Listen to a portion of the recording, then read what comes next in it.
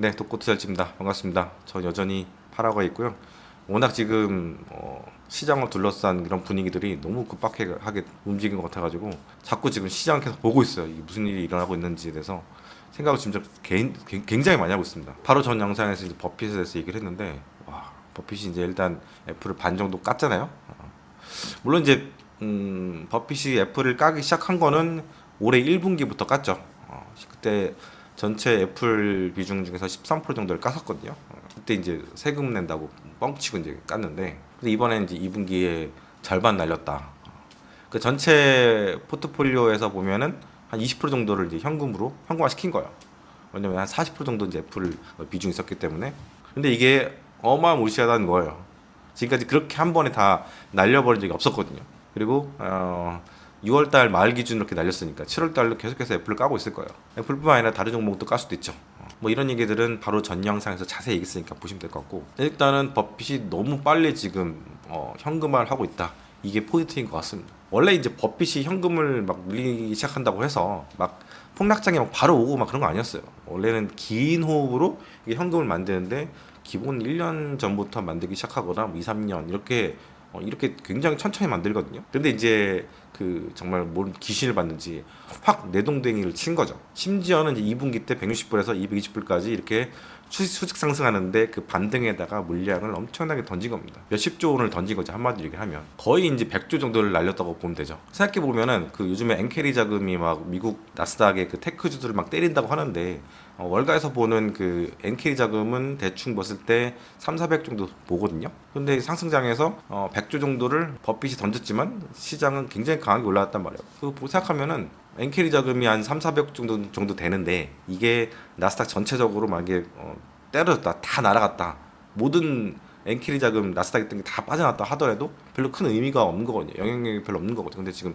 수많은 유튜버들이 막 되게 썰을 지금 풀고 있어가지고 좀 보면서 되게 웃기다 생각을 하고 있는데, 아무튼 그런 거 이제 속지 마시고요. 아무튼 버핏은 지금 분할 매도를 하고 있는 상황이죠. 저 같은 경우도 5분할 매수, 아니면 5분할 매도 이렇게 전략을 펼치는데, 버핏한테 영향을 굉장히 많이 받을 거예요, 사실. 그렇게 이제 분할로 매도를 하는 이유는 한 방에 다 날리기에는 일단은 벅셔서웨이 그 규모 자체가 너무 커요. 제가 예전에 50억 정도를 삼성전자 주식을 매도를 했던 적이 있었거든요. 제 계좌는 아니었고. 근데 와, 그게 이틀 걸렸던 것 같은데, 제 기억에. 조금 이렇게 팔다 보니까 이틀 걸렸던 것 같아요. 근데 이제 벅서에서에는 3분기 때, 2분기 때 100조를 날렸잖아요. 물론 이제 우리나라 시장보다는 큰 시장이긴 하지만 그 나스닥이라는 시장이. 근데 야, 100조를 넘게 날리려면 진짜 3개월은 걸리겠구나. 시장에 굉장히 영향을 잘 안 주면서 다른 타겟한테 들키지 않으면서 천천히 매도를 해야 되거든요. 왜냐면 누가 이렇게 계속 던지고 있다는 게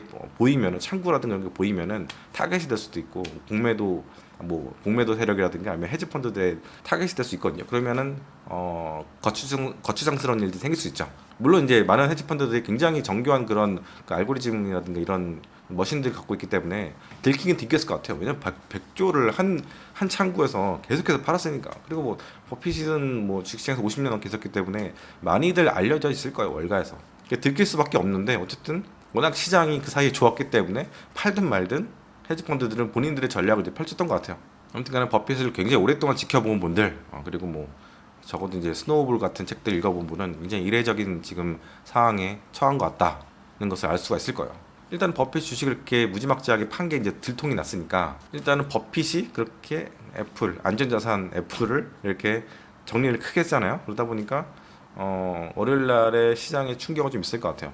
사실 이게 없었으면은 월요일 날은 반등하는 각이었을 것 같아요, 제 생각에. 워낙 많이 빠졌으니까. 근데 이게 약간 게임 체인저 같은 그런 느낌이 사실 들긴 합니다. 저는 단기적으로 볼 때 10.15% 정도, 나스닥이 선물 기준으로는 고점에서 이제 빠졌기 때문에 어느 정도 한 번 정도는 기술적으로 살짝 반등은 있지 않을까 싶었는데, 센티멘트에 굉장히 악영향이 좀 있을 것 같아요. 근데 그런 건 있어요. 이 뭐 월요일 날 이렇게 시장이 뭐 폭망을 하든 뭐 영향을 받는다고 하더라도 결국에는 시장은 기본적으로 복원력이라는 게 있기 때문에 원래 있던 자리로 가려고 하는 그런 게 좀 있거든요. 근데 지금 센티멘트가 너무 많이 깨진 상태에서 여기다가 불을 질러버리거나 지금 상황이 그래서 반등이 막 세게 오거나 그러지 않을 것 같아요. 한동안은 제한적인 반등 다음에 횡보.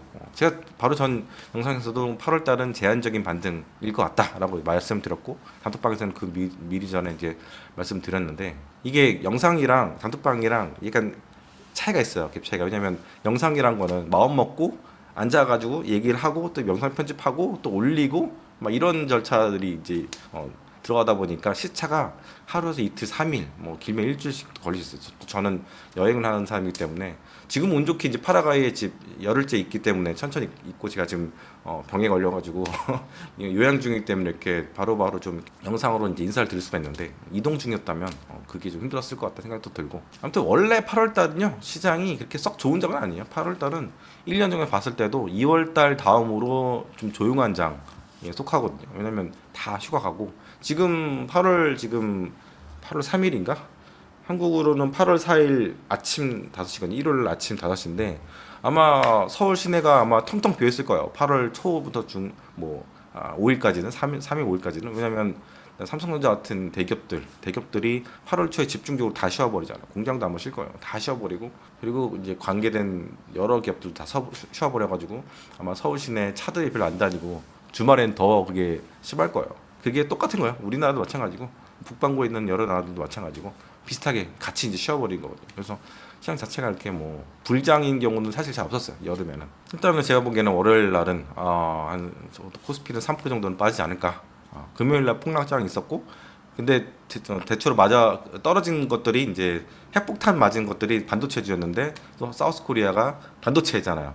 이게 될 것 같고 거기다가 이제 버핏이 또 애플까지 던졌으니까 둘 다 이제 교집합이 되는 게 이제 삼성전자죠. 핸드폰이랑 그리고 반도체랑. 근데 뭐 그렇다고 해서 뭐 서킷 브레이커 같은 게 막 터지거나 막 아수라장이거나 뭐 팬데믹이라든가 서프라임 그때를 이제 기억하시는 분들도 있긴 하겠지만 거의 하루에 뭐 10%씩도 빠지고 뭐 그래서 지수가 그래서 막 서킷 브레이커 한번 터지면은 가만히 이제 시세창이 딱 멈춰버리죠. 프리즈가 되는 거죠. 그래가지고 아무것도 그냥 가만히 한 5분, 그러니까 3분인가 막 쉬었던 거 제가 기억하는데 근데 생각해보면 국장도 안 들어가 본 지가 안 한 지가 10년 됐는데 와 국장 하지 마세요. 국장은 너무 어려운 시장이에요 진짜. 양아치들도 많고 진짜 이 약간 미국장이 그나마 조금 품격 있지. 엔비디아 하루에 11%씩 빠지고 화끈한 면이 좀 있죠. 일단 버핏 얘기 여기까지 하고요. 뭐 버핏 얘기한다고 거의 10분 얘기한 것 같은데 일단 미국 국채 10년물 금리가 4%를 깼어요. 제가 전전 영상에서 이제 그 4% 아래로 떨어진 거는 기정사실화 될 것이다. 금리 인하 시점 관련해 했는데 시장이 더 빨리 가요. 와 진짜 극단의 세계는 극단의 세계인 것 같아요. 시장이 너무 질풍노도 지금 3.7 몇 가지 떨어졌던 거 봤거든요. 10년 국채 금리가. 와. 어쨌든 내가 이제 4.48% 정도 그때쯤 6월 달에 미국채 사시라 TLT 사시라 말씀드렸는데 그 사이에 이제 수익들 많이 나셨을 것 같아요. 축하드리고요. 수익 보신 분들은 리플에다가 수익 봤다고 좀 자랑 좀 해주세요. 그래 나도 뭔가 좀 이렇게 영상을 만든 그런 보람이 느껴지죠. 물론 제 단톡방에 수많은 분들이 계셔가지고 늘 이제 감사하게 늘 보람찬 하루하루 살고 있긴 하지만 조용히 눈팅만 하지 마시고 이럴 때 응원도 해주시고 그 좋아요 이런 거 누르면은 뭐 좋다고 뭐 사람들이 얘기하는데 좋아요 한번 눌러주세요. 그리고 제 영상이 그래도 10,000뷰 이상씩은 나오는데 대체로 보면은 이제 구독자 10만 뷰, 20만 서브스크라이버가 있는 그런 경우들이 이제 그 정도 나오거든요. 근데 제 영상은 제 그 채널은 한 3만 6천 이 정도예요. 그러니까 구독은 안 하고 그냥 눈팅만 하고 그냥 가시는 분들이 되게 많은데 이왕이면 구독도 눌러주시고 바로 전 영상에서 말씀드렸지만 저도 이제 금요일 날 한 1년 만에 매수 매도 버튼을 눌렀어요. 빅스도 조금 해서 팔았고 그리고 종가 가격대에서 반도체 ETF도 조금 샀어요. 아주 조금 샀어요. 뭐냐면 이제 워밍업을 좀 하는 거죠. 물에 풀장 들어가기 전에 물 한번 묻히는 거 그런 건데 이게 뭐 장기로 갖고 가겠다 막 이런 게 아니고요. 트레이딩 관점을 한 거기 때문에 월요일에 되자마자 바로 팔 수도 있고 오래 갖고 갈 건 아닙니다. 아직까지도 폭락에 대해서 저는 쭉 생각하고 있는 상황이고 그리고 그런 것도 있어요. 지금 경기가 좋을 때는 모든 것들이 다 용서가 된단 말이에요. 근데 경기가 안 좋게 되면요 뭔가 이렇게 살짝 삐끗한 것만 있어도요 되게 시장이라는 게 센티멘트가 악화되거든요. 그래서 지금 수면 아래 있는 것 같다고 사람들이 생각하는 그 사업용 부동산 같은 경우에도 이런 분위기에서 뭔가 안 좋은 얘기가 들리면은 바스라질 수가 있는 거예요. 예를 들자면 사업용 부동산의 가장 문제는 돈이란 말이에요. 유동성이란 말이에요.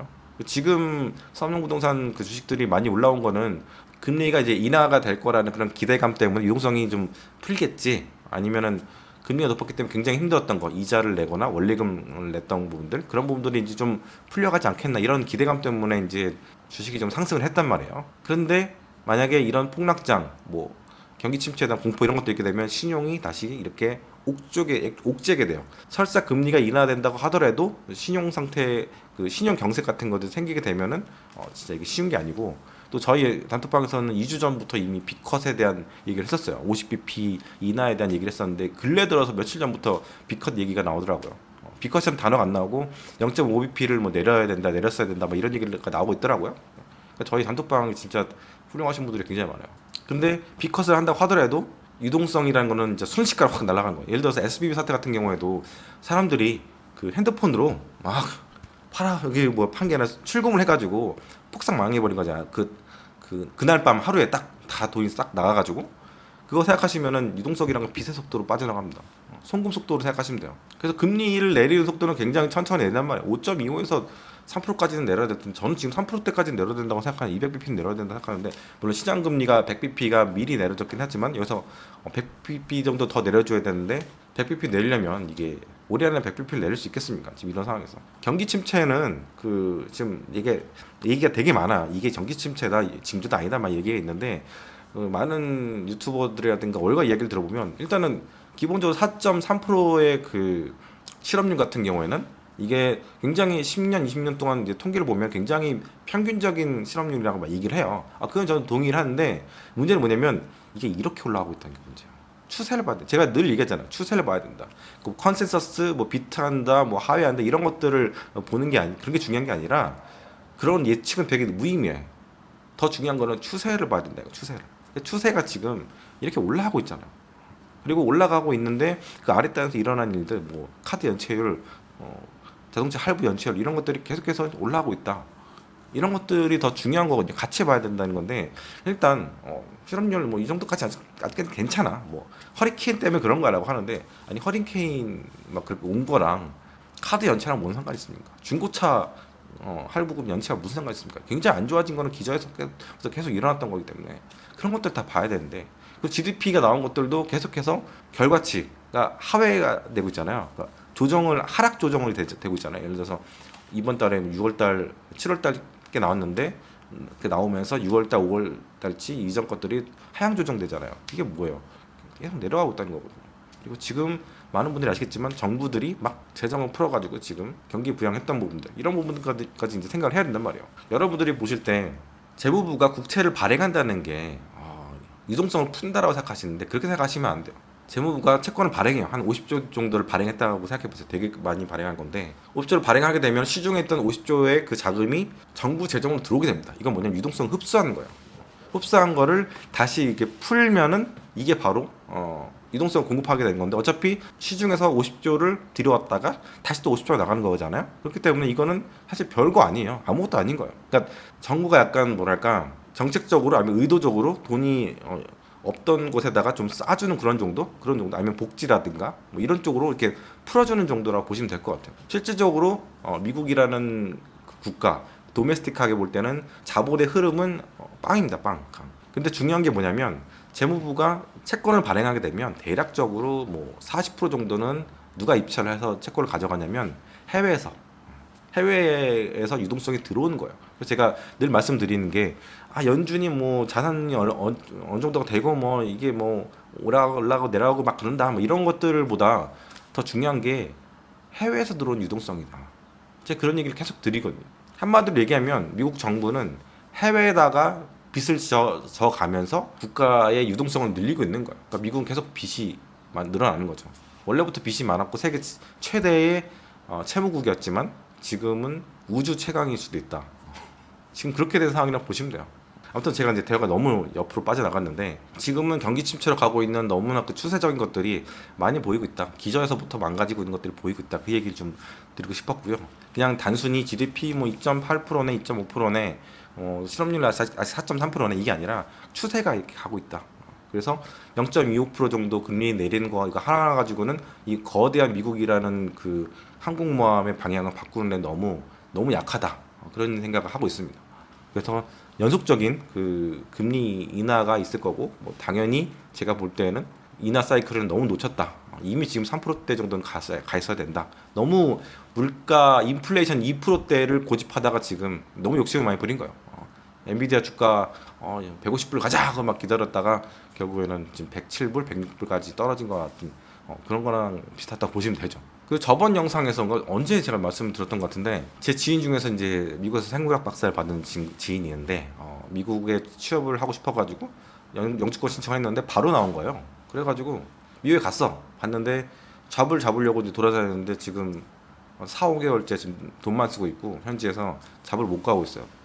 잡마켓이 완전 얼어붙었다 얘기를 하더라고요. 여러분들이 지금 막 중국 청년 실업률 막 이런 것들 굉장히 보면서 중국이 정말 어렵다라고만 생각하시는데 실제적으로 볼 때는 미국이 진짜 장난이 아닌 게 지금 어려운 상황이에요.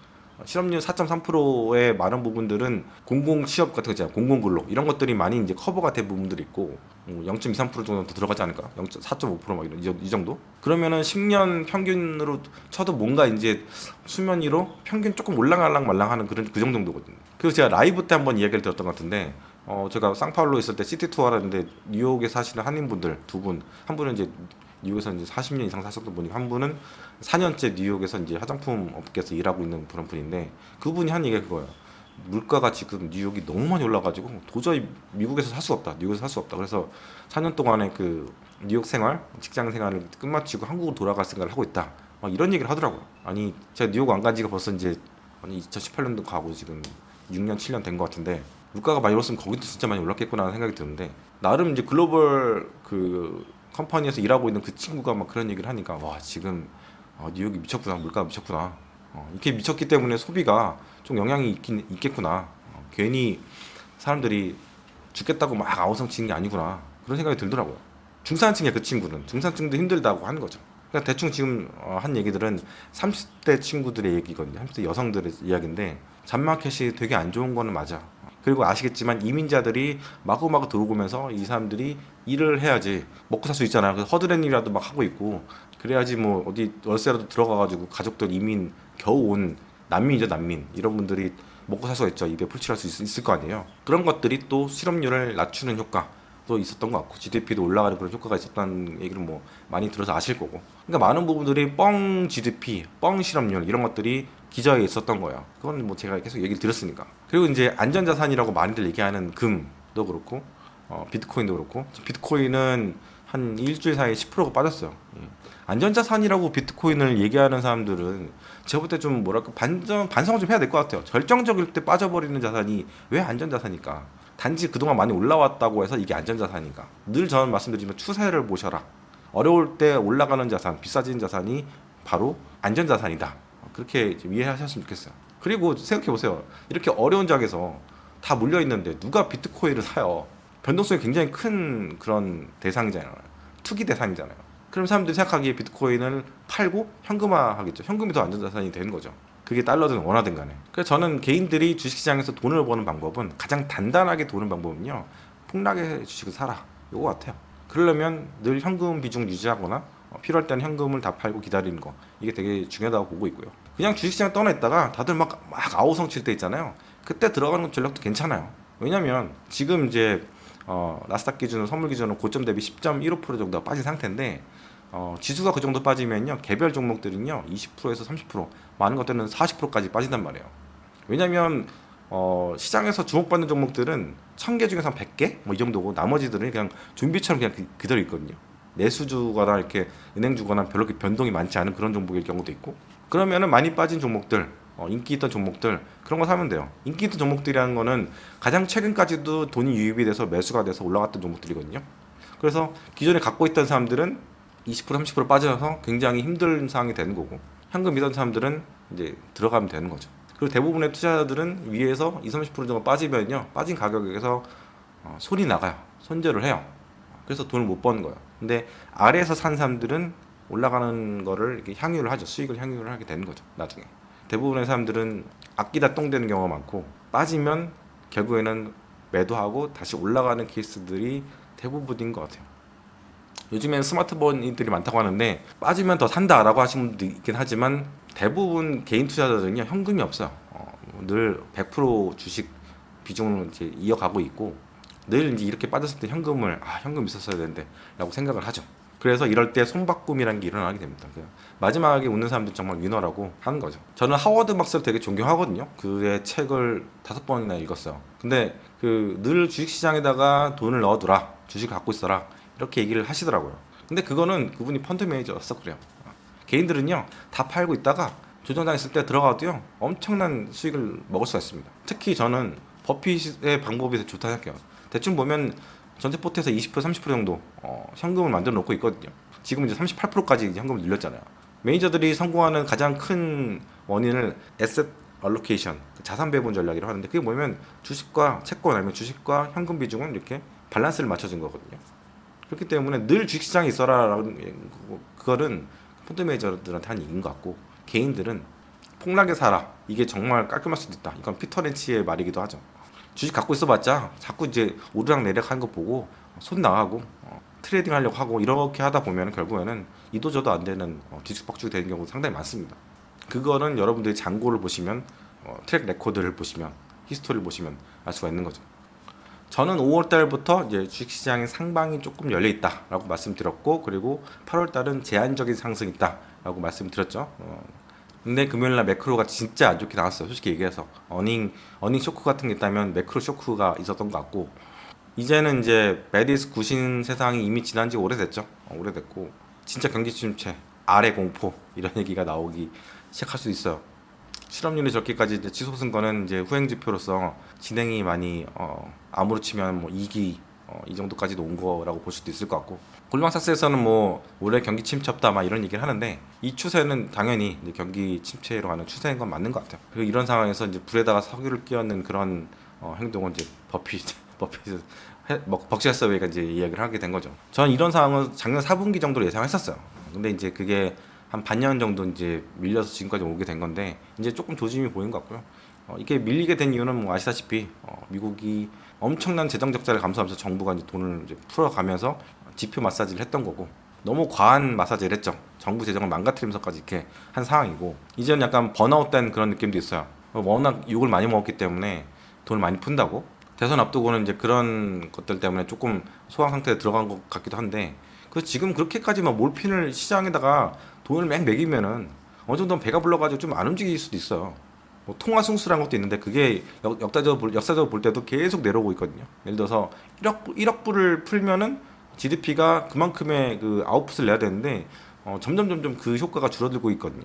바이든 정부 전에 뭐 트럼프 때부터 그랬지만 계속해서 돈을 먹였잖아요. 근데 그게 어느 정도 이제 탈이 나는 것 같은 그런 상황이 될 수도 있는 것 같아요. 뭐든지 관주도로 하게 되면 탈이 나는 것 같아요. 뭐 주식 증시도 마찬가지고 증시 작년에 뭐 10월 달인가 공매도 금지 같은 거 했다가 지금 뭐 보세요. 지금 배터리 종목도 지금 주가 어떻게 됐나 그거 다 작살났고 지금 뭐 증시 선진화 방향인가 5월 달에 그것도 지금 뭐 별로 효과가 아무것도 없는 것 같고 하나만한 것들을 계속해서 영혼 없이 하다 보니까 지금 우리나라 주식시장 이렇게 된 것 같고 전문성 있는 주체가 별로 없는 것 같아요. 관 쪽에 그냥 그때그때 인기 영합주의로 그냥 뭔가 확 잔치를 막 펼치는데 소문잔치에 먹을 게 없다고 뭐 아무것도 못 먹고 있잖아 지금 국장 하시는 분들. 그러니까 대통령을 잘 뽑아야 돼요 내가 볼 때는. 그리고 여러분들 굉장히 좋아하시는 게 그래프 같은 거예요. 그래프 같은 거 이게 거기 나오는 지표 같은 것도 숫자 같은 것들. 근데 이런 지표라는 것들이요 그 평균치를 나타내는 경우 되게 많거든요. 이런 평균적인 것들을 그냥 무작정 믿으면 안 되고 그 안에 내용물들을 까서 봐야 돼요. 포장지만 보지 마시고 언박싱을 하셔서 보셔야 된단 말이에요.